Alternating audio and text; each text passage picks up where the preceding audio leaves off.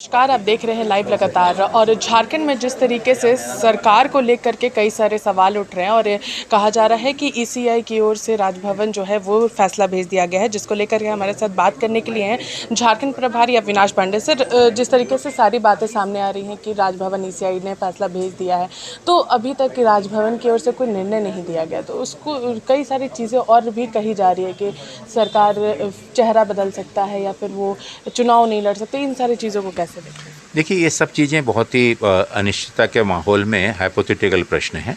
माननीय महामहिम जब अगर ऐसा कोई फैसला वो लेने जा रहे हैं तो उसको निश्चित रूप से फैसला लेंगे तो सूचित करेंगे, और जिस दिन वो फैसला आ जाएगा उसके ऊपर में राजनीतिक उसके परिणाम क्या होंगे, राजनीतिक उसमें क्या आगे की भूमिका लेनी है, गठबंधन के जितने भी लोग हैं सब बैठ के चर्चा करके और आगे के निर्णय तय करेंगे। योजनाएं या जो वादे हमने सरकार ने जनता के साथ किए थे उसे पूरा करने के लिए कटिबद्ध और वचनबद्ध तरीके से आगे बढ़ रही है।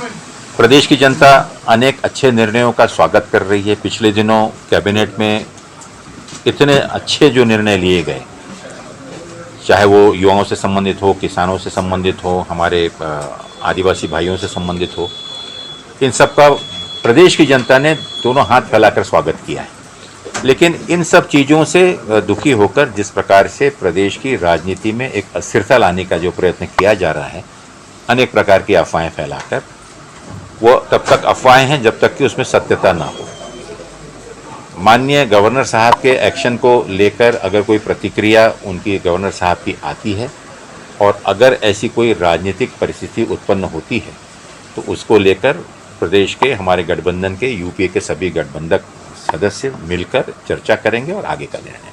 तो आपने यहाँ पर अविनाश पांडे को स्पष्ट रूप से सुना। उनका स्पष्ट कहना है कि जब तक राजभवन से सारी चीज़ें नहीं आ जाती हैं तब तक ये सारी चीज़ों पर प्लान नहीं बन रहे हैं, और जब इन सारी चीज़ों पर चर्चाएं हो जाएगी, राजभवन से निर्णय आ जाएगा, तब सारी चीज़ों पर एक बार फिर से बैठक का दौर देखने को मिलेगा। इसी के साथ देखते रहिए लाइव लगातार। रांची से मैं पूजा। नमस्कार।